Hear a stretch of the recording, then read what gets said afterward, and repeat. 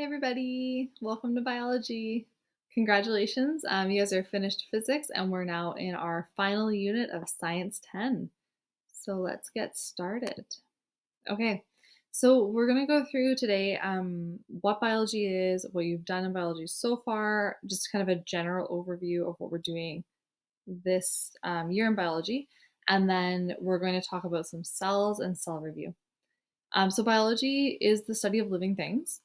So people who study biology might study anything from plants to animals and bacteria, ecosystems.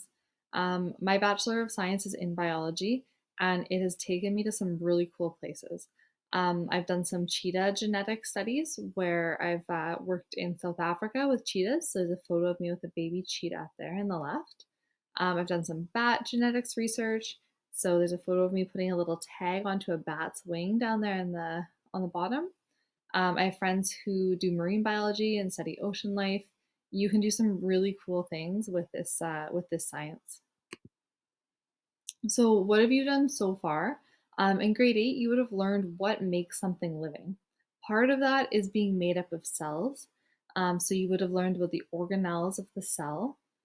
In grade 9, you would have learned about cell division, so mitosis and meiosis. Meiosis, the creation of egg and sperm cells, will be particularly relevant this year.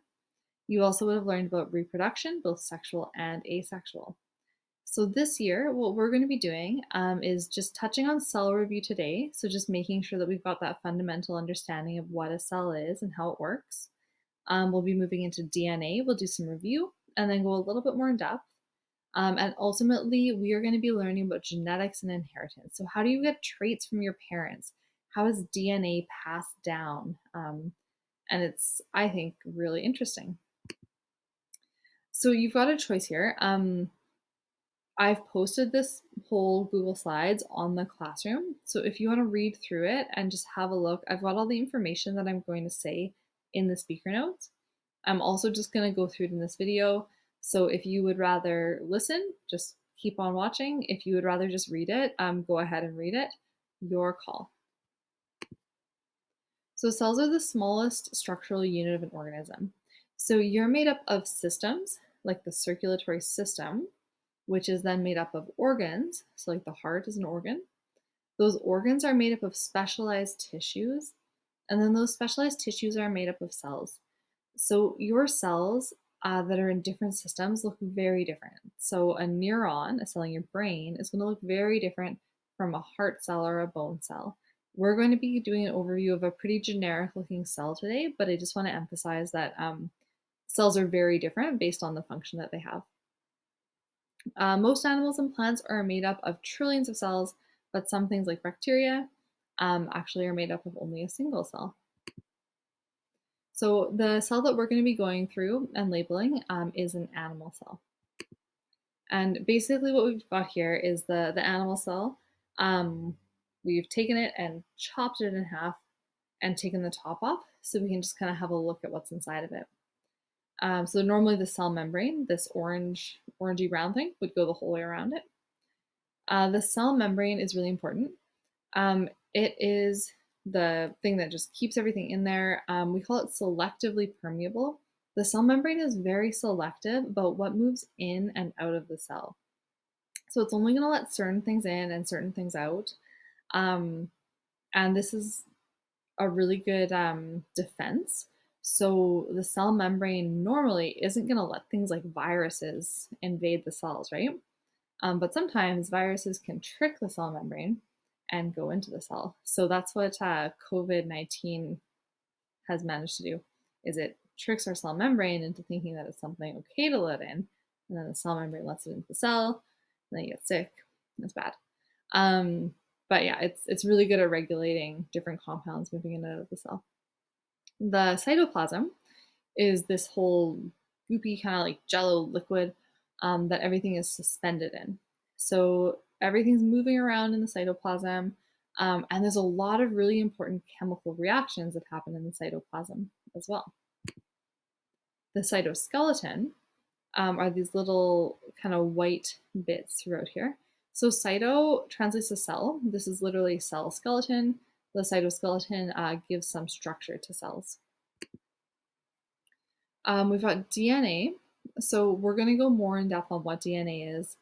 Um, but for now, let's just think of it as the blueprint or the recipes for you. So DNA has got thousands of recipes on it, and each recipe makes a protein which is important in your body. So, for example, protein, one protein is melanin. Melanin makes your hair have color. So your DNA has a recipe for the protein melanin, um, which ultimately is what gives your hair color. So lots of recipes on your DNA. Um, and then you've got the nucleus, which is actually what contains the DNA. So it keeps it all in one place. You can see that there's these little holes on the nucleus. Those are called nuclear pores. And they, similar to the cell membrane, they only let certain things in and out of the nucleus. So the DNA actually does not leave the nucleus, it stays in there. The nucleolus makes ribosomes. So if our DNA is a recipe, I think of our ribosome as a chef, which reads the DNA and makes a protein. The ribosomes can leave the nucleus. They leave those nuclear pores, and they're usually found on the rough endoplasmic reticulum, or the rough ER, which is this red part around the nucleolus, or sorry, around the nucleus. So these little dots on it are ribosomes.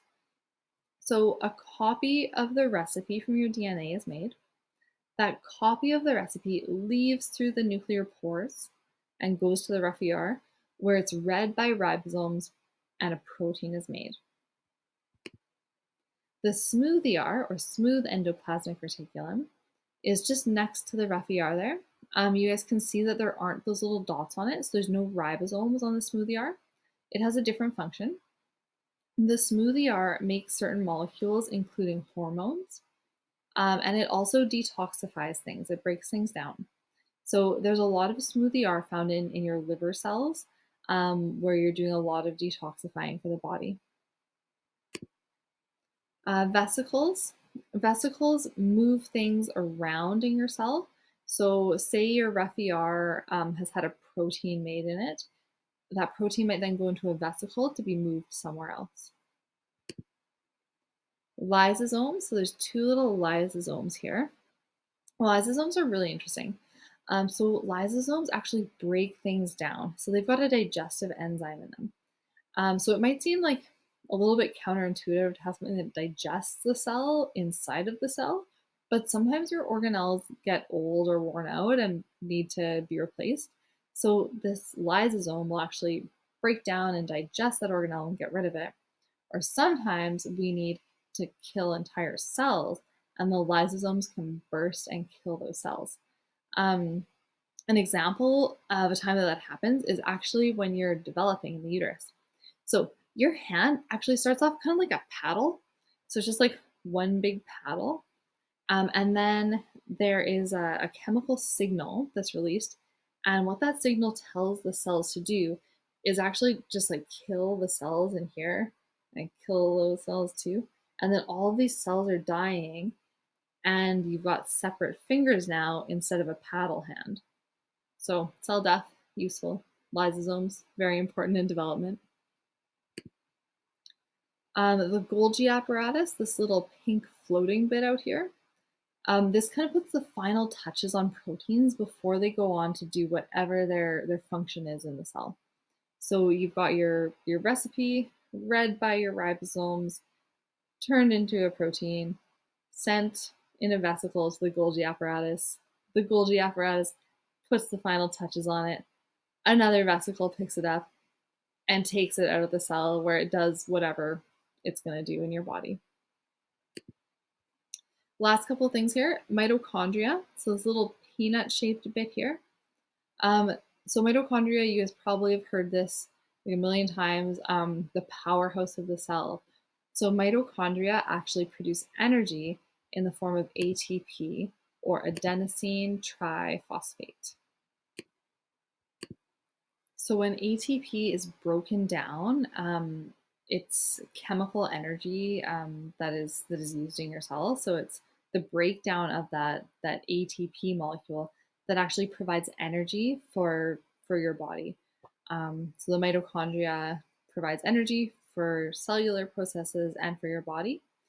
The other cool thing about the mitochondria is it has just like a tiny amount of DNA in it. So the nucleus contains most of your DNA, but there's a little bit of DNA in your mitochondria. Now, you get mitochondria from an egg cell, but they're not in sperm cells. So you actually have a little bit more DNA from your biological mother than you do from your biological father. Fun fact about mitochondria. Last thing here is centrioles. So these little kind of pasta shaped things up here on this diagram, centrioles are very important for cell division. So when a cell is dividing, you need to have the DNA distributed in a way that when the cell kind of splits in half, you're going to end up with two cells with the right amount of DNA in them.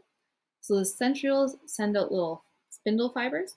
Those attach the DNA and pull it apart to opposite ends of the cell. And then when the cell divides, you've got two cells with the amount and type of DNA that you want in them. So those are all of the organelles that you guys need to know about for the assignment, for the cell review assignment, which is in the Google Classroom. So you guys can go ahead and do that. There is a little bonus assignment called cell differentiation. So if you continue in this PowerPoint, there's some more information about how different cells, how stem cells become different cells in your body and what that looks like. So you're welcome to do that if you'd like to, but you don't have to. And then our next topic is going to be DNA. So tune in later for that. But for now, goodbye.